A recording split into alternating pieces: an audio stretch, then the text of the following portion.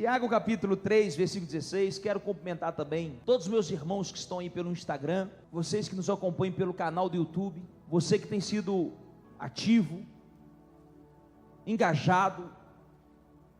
A internet é uma bênção, né, gente? Às vezes eu estou viajando, não estou aqui em BH, aí eu ponho lá no celular, eu ponho na televisão e vou acompanhando o culto, acompanhando os pregadores, os pastores.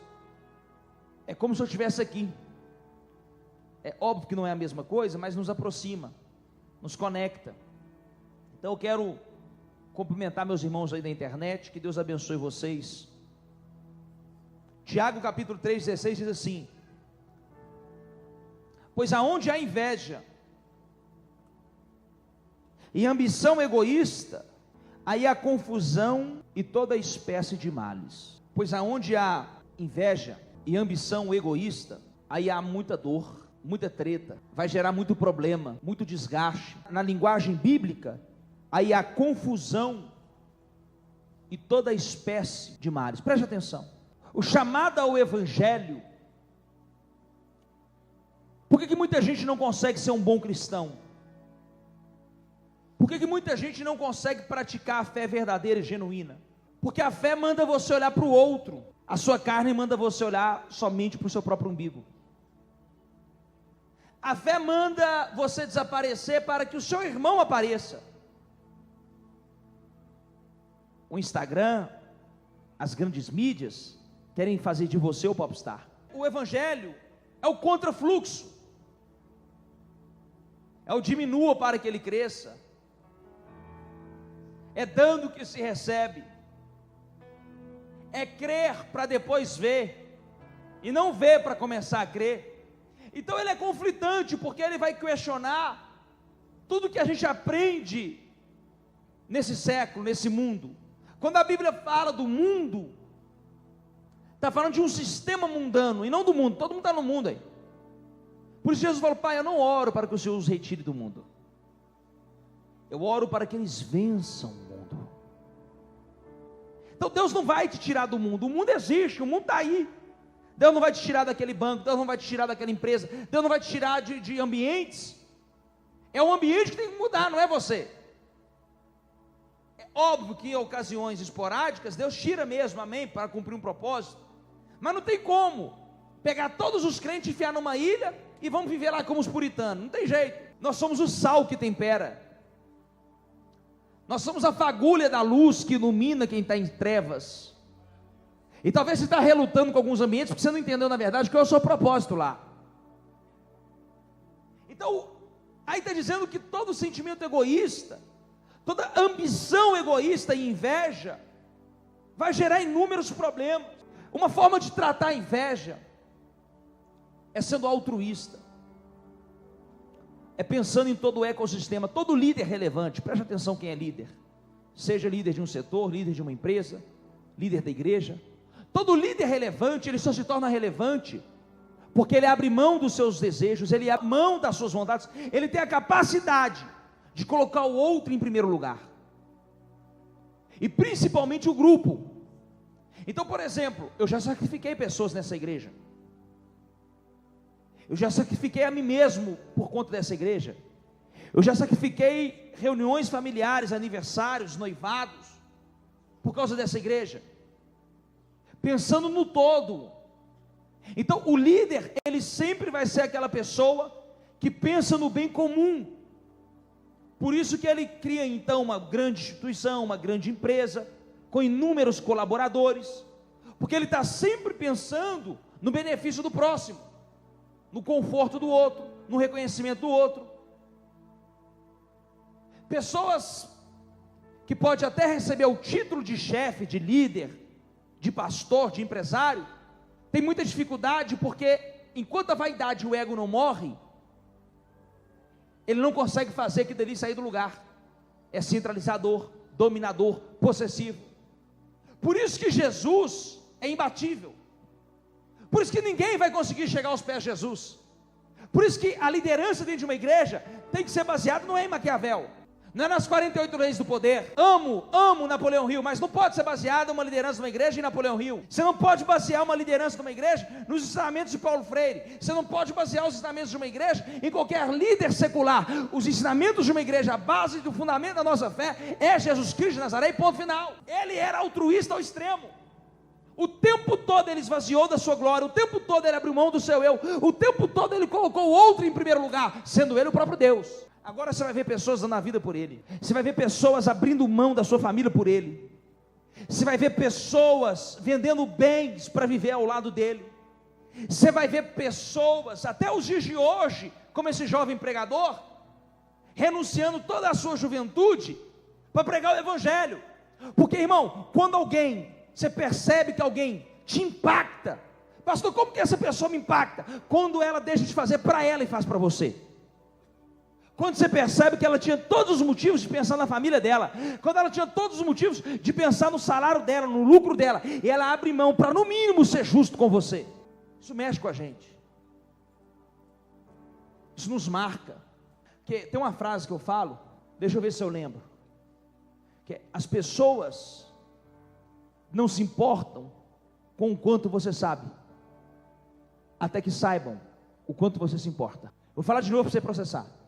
As pessoas não se importam com o quanto você sabe, até que saibam o quanto você importa.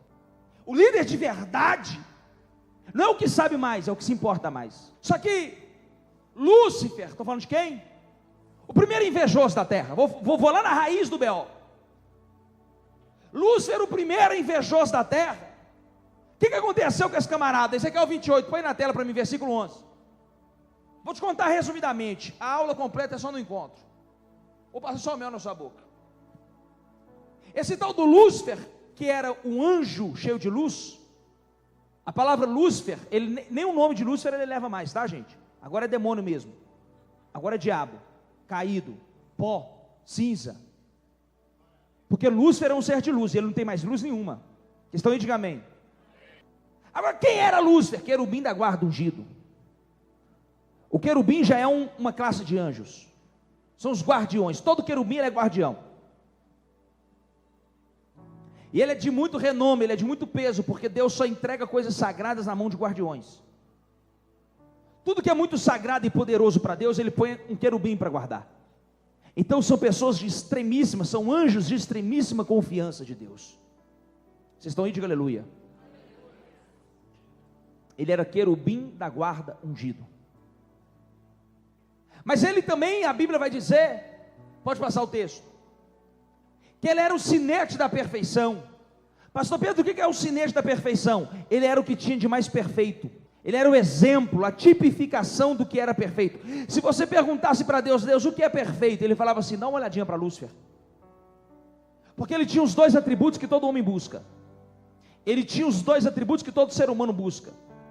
A Bíblia vai dizer que ele era formoso, ele era o quê?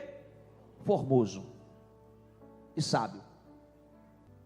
Era muito bonito. E muito sábio. Você era o modelo da perfeição, cheio de sabedoria e de perfeita beleza. Você era o exemplo da perfeição. Sabe qual é o problema da inveja? Me pergunta qual? Que o invejoso nunca está satisfeito com quem ele já é.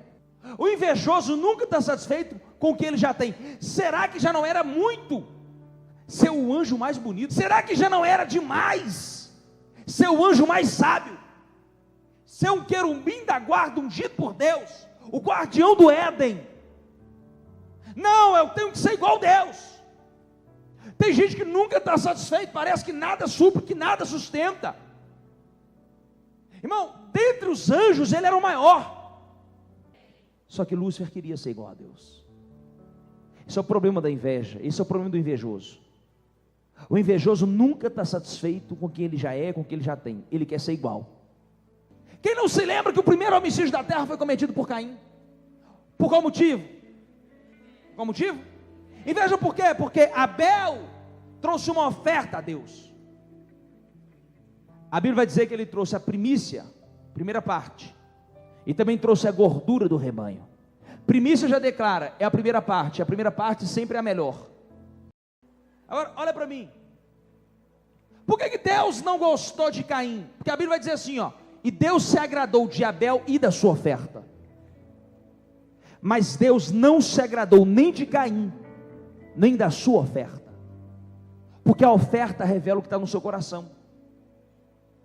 O texto vai dizer assim: e Caim, no fim de um tempo, depois que ele pegou a sobra, ele trouxe uma oferta a Deus. Deus falou assim: eu não sou Deus de sobra, Caim. Seu problema é esse. Porque todo invejoso, ele só faz porque você fez. Olha para mim! Todo invejoso só faz porque você fez. Por que ele não teve a atitude inicial de ir lá e ofertar? Ele só ofertou porque ele quis copiar o irmão Abel. Viu Abel prosperando, viu que Abel era mais feliz que ele. Aí eu estou conjecturando. Ele via que Abel era próspero, feliz, tinha uma família linda. Ele percebia que todo mundo gostava de Abel, que Abel era querido. Ele percebia que o favor de Deus estava sobre Abel. Então quando Abel vai ofertar a Deus, o que Caim pensou? Se eu ofertar também, Deus vai fazer a mesma coisa na minha vida. Ele copiou Abel. Aí quando ele viu que ele foi rejeitado por Deus, ele mata Abel. O primeiro homicídio da terra. Tem pessoas matando as outras só porque não conseguiu ser o que ela é. Pastor Pedro, para São Tomás de Aquino e para você, o que é inveja? É a dor pela felicidade alheia. Pastor Pedro, como é que eu sei que eu estou invejando alguém? Porque assim, a inveja é algo tão imoral. A inveja é um sentimento tão banal, tão ridículo. A inveja é tão antiético. A inveja é um sentimento tão mesquinho que ninguém assume que tem inveja. A pessoa converte, ela assume que traiu a esposa. A pessoa converte, assume que traiu o marido. Conta a história, faz até livro. A pessoa converte, fala que era drogado, que roubava, que matava, fazia, até inventa coisa. Tem você que inventa. Matei não sei quantos, roubei não sei aonde, tudo mentira.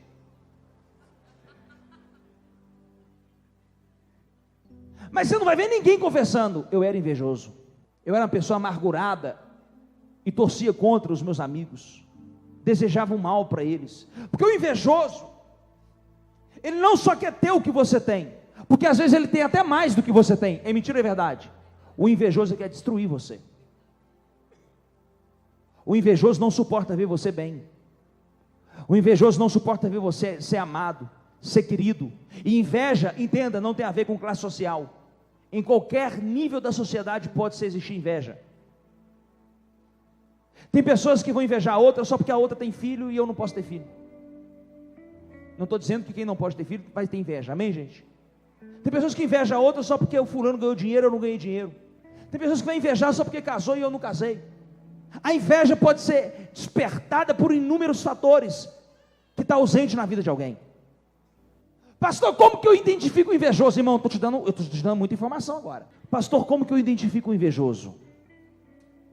Quando alguém fica estranho, quando você está feliz. Toda pessoa que fica estranha quando você está feliz, toma cuidado. Ela pode estar sofrendo com a sua conquista. Ela pode estar questionando Deus: por que não foi eu? Ela pode estar questionando a vida: por que fulano consegue e eu não consigo? E aí ela não consegue, no mínimo, abrir um sorriso. O invejoso é simples: está todo mundo celebrando, todo mundo te abraçando, todo mundo fazendo festa, e ele fica assim, ó. Aí quando você olha para a cara dele, ele faz assim: que legal. Falso, demônio, Satã encarnado, sai da minha vida, diabo.